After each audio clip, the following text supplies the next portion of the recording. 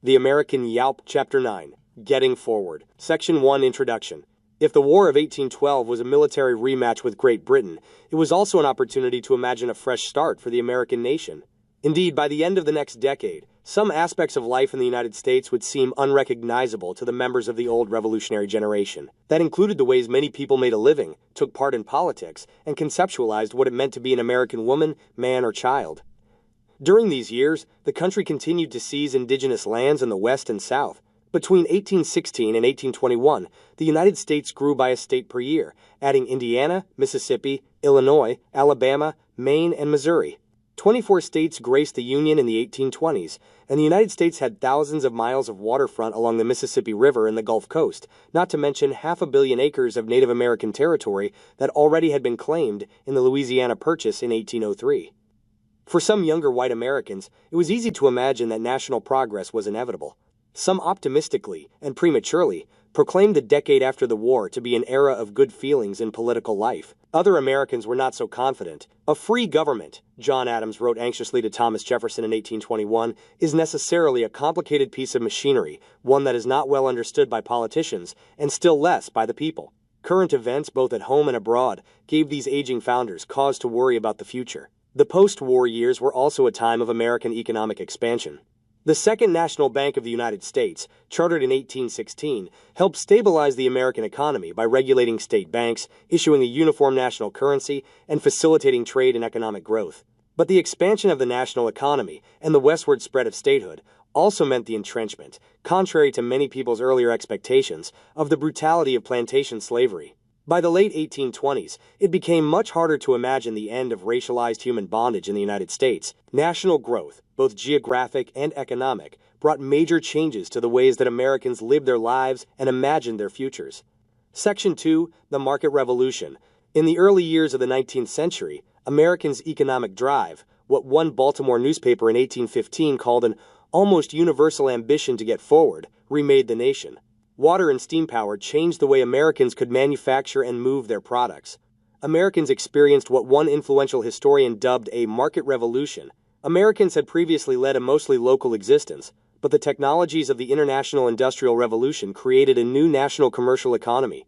Americans increasingly produced goods for sale across long distances, and more aspects of daily life involved the exchange of cash. After 1815, more and more farmers grew crops for profit rather than local consumption.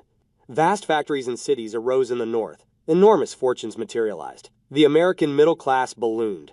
And as more men and women worked in the cash economy, some found freedom from servitude. Thanks to the busy pace of northern textile factories, however, the demand for cotton fiber grew, so plantation slavery spread westward across new cotton-growing regions in the South. Meanwhile, some free northern farmers became wage laborers, bound to the whims of markets and employers. A series of devastating economic depressions called panics devastated many. And all of this contributed to sweeping changes in the way Americans experienced their political life. The Transportation Revolution. Between the American Revolution and the War of 1812, American trade had grown haltingly. American farmers had been exporting food to Europe at a low cost. This translated into high profit margins. But exorbitant internal transportation costs, kept high by bad or non-existent roads, hindered substantial economic development inside the United States. In 1816, a merchant could move a ton of goods across the Atlantic Ocean for $9, but the same fee would move the same ton of goods only 30 miles over land. That year, a Senate committee report concluded that the price of land carriage is too great to allow profitable American manufacturing. In the wake of the War of 1812, therefore, Americans rushed to build a new national infrastructure of internal improvements, new networks of roads, canals, and eventually railroads. In his 1815 annual message to Congress, President James Madison stressed the great importance of establishing throughout our country the roads and canals which can best be executed under national authority.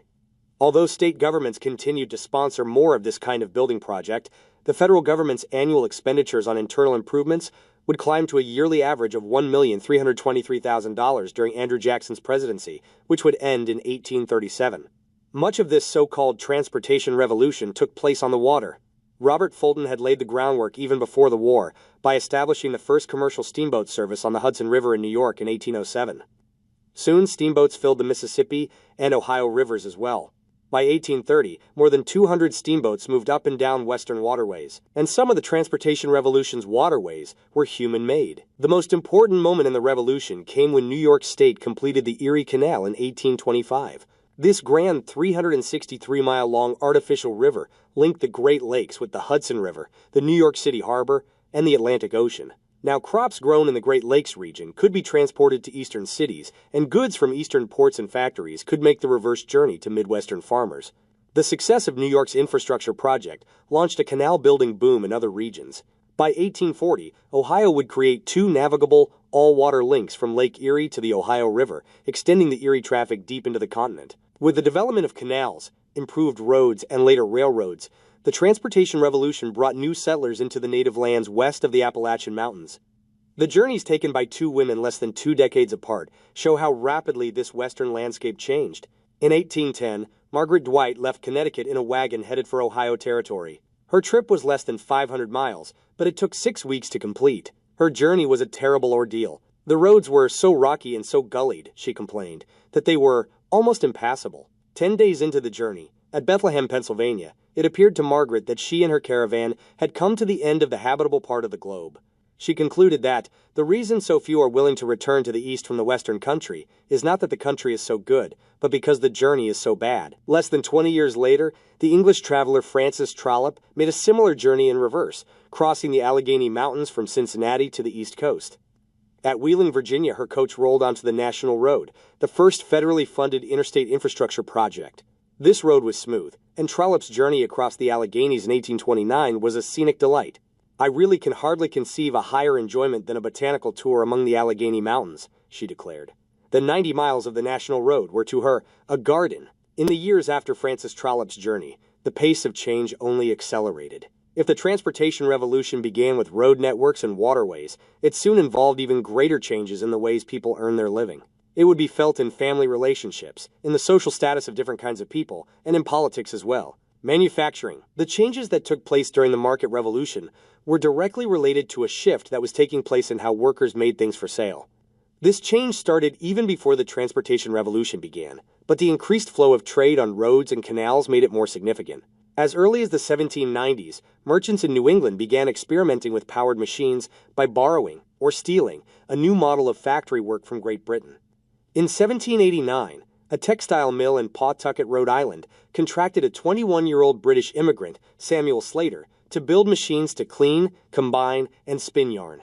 Slater had apprenticed in an English mill, and he succeeded in mimicking the design of English machinery, thwarting the British government's attempts to prevent the export of this valuable technology. American industrial espionage was even more successful decades later when, in 1813, Francis Cabot Lowell and Paul Moody recreated the powered loom used in the mills of Manchester, England. Lowell had spent 2 years in Britain observing and touring mills. He had committed the design of the powered loom to memory, so no matter how many times British customs officials searched his luggage, they could not prevent him from smuggling England's industrial know-how into New England. Francis Cabot Lowell's contribution to American industrialism was organizational as well as technological. Lowell helped reorganize and centralize the American manufacturing process. A new approach, the Waltham-Lowell system, created the textile mill that defined New England and American industrialism before the Civil War. In 1821, 4 years after Lowell himself died, the modern American textile mill was fully realized in a planned factory town named in his honor. Powered by the Merrimack River and operated by local farm girls, the mills of Lowell, Massachusetts, centralized the process of textile manufacturing under one roof. The modern American factory was born. Before long, 10,000 workers labored in Lowell alone. Sarah Rice, who worked at the nearby Millbury factory, found it a noisy place that was more confined than I liked to be. Working conditions were harsh for the many desperate mill girls who operated the factories relentlessly from sunup to sundown. One worker complained that a large class of females are, and have been, destined to a state of servitude. In one famous incident at Lowell, workers went on strike, lobbying for better working hours. But the lure of steady wages and freedom from parental oversight was too much to keep new applicants away. As another worker wrote, "Very many ladies have given up millinery, dressmaking, and schoolkeeping for work in the mill." With a large supply of eager workers, Lowell's vision brought a rush of capital and entrepreneurs into New England. The first American manufacturing boom was underway. The market revolution shook other industries as well, with similar effects on workers. Some shoemakers, for instance, abandoned the traditional method of producing custom-built shoes at their home workshops and instead began producing larger quantities in an assortment of ready-made sizes to be shipped to urban centers. To increase production, they abandoned the old personal approach of relying on live-in apprentices for labor. Instead, they hired unskilled wage laborers. Factories slowly replaced shops, middle-class ideals. During the first half of the 19th century, whole families in the northern United States increasingly participated in the cash economy created by the market revolution, even as industrial work shifted away from the home. Together, these realities transformed Americans' definitions of work itself and what they thought it should mean to be a woman, man, or child. In colonial America, nearly all children had worked within their parents' profession. During the market revolution, however, more children were able to postpone employment. Middle-class Americans aspired to provide a romantic childhood, a period when boys and girls were sheltered in the home and nurtured through primary schooling. Of course, this ideal was available only to families that could survive without their children's wages. In such families, just as children were expected to be shielded from the adult world of work, an ideology of separate spheres set apart a masculine public realm, the outside world of men's economic production and political life, from the world of women, who were supposed to spend their time in consumption and domesticity. Granted, the women of the middle class were working. They kept busy producing food and clothing, cleaning, teaching children, and purchasing goods for the household, among many other activities. But such tasks did not bring money into the household, even though they too were essential to the home's economic viability. Though the market revolution remade many women's economic roles, laws maintained their inferior status.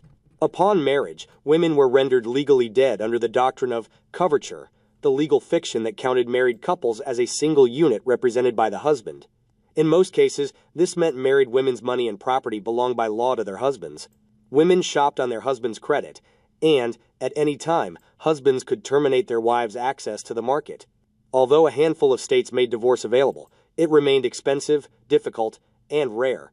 Marriage was typically a permanently binding contract, but men had greater power to break their part of the deal without consequences. Meanwhile, even as the middle and upper classes tried to keep their women from the harsh realities of wage labor, lower-class women had to make money. In poorer households, women earned wages as factory workers, keepers of taverns and inns, and domestic servants. Many of their tasks were the same as the household tasks of richer women. The key difference was whether they performed these jobs for cash in the market economy. Working-class children, too, worked to supplement the low wages of their adult family members. Around age 11 or 12, for example, boys could take jobs as office runners or waiters, earning perhaps $1 a week. The ideal of an innocent and protected childhood was a privilege for middle and upper-class families, who might look down upon these young earners. Joseph Tuckerman, a Unitarian minister who served poor Bostonians, sounded a typical note when he lamented the lack of discipline and regularity that supposedly characterized poor children. At 1 hour they are kept at work to procure fuel or perform some other service. In the next are allowed to go where they will and to do what they will. Prevented from attending school, poor children served as economic assets for their families and as a source of anxiety for the rich. Meanwhile, the education received by middle-class children provided a foundation for future economic privilege. Formal schooling beyond basic literacy was especially important for young men who desired apprenticeships in retail or commercial work. Enterprising teachers established schools to assist young gentlemen preparing for mercantile and other pursuits, who may wish for an education superior to that usually obtained in the common schools, such as the one organized in 1820 by Warren Colburn of Boston. In response to the same need, the Boston School Committee created their city's English high school, which could give a child an education that shall fit him for active life, and shall serve as a foundation for eminence in his profession, whether mercantile or mechanical, beyond that which our public schools can now furnish. Education could equip young women as well with the tools to live sophisticated, genteel lives. After 16-year-old Elizabeth Davis left home in 1816 to attend school, her father explained that the experience would lay a foundation for your future character and respectability. After touring the United States in the 1830s, Alexis de Tocqueville praised the independence granted to the young American woman, who had the great scene of the world open to her, and whose education prepared her to exercise both reason and moral sense. Middling young women also used their education to take positions as school teachers in the expanding common school system. For instance, Bristol Academy in Taunton, Massachusetts, advertised instruction in the art of teaching for female pupils. In 1825, Nancy Dennison left Concord Academy with references indicating that she was qualified to teach with success and profit, and very cheerfully recommend for that very responsible employment. Yet while middle-class youths found opportunities for respectable careers through formal education, the young poor remained in marginalized positions, stigmatized by their manual labor. Poor children sometimes received an education through institutions like the House of Refuge in New York City. They were often then indentured to affluent families to serve as field hands or domestic laborers. The Society for the Reformation of Juvenile Delinquents in New York City sent the children under its care to places like Sylvester Lusk's farm in Enfield, Connecticut. There, boys were supposed to learn the trade and mystery of farming, and girls were expected to learn the trade and mystery of housewifery. These children were forced to offer obedience in exchange for room and board and a rudimentary education. Poor children also found work in factories such as Samuel Slater's textile mills in southern New England, where Slater published a newspaper advertisement for 4 or 5 active lads about 15 years of age to serve as apprentices in the cotton factory. Unsurprisingly, as the market revolution worked changes in what it meant to be an American woman, child, or man, social tensions grew over the meanings of wealth and the sources of prosperity. In politics, these tensions help explain the career of a man from the western backcountry who attained lasting national fame after the War of 1812.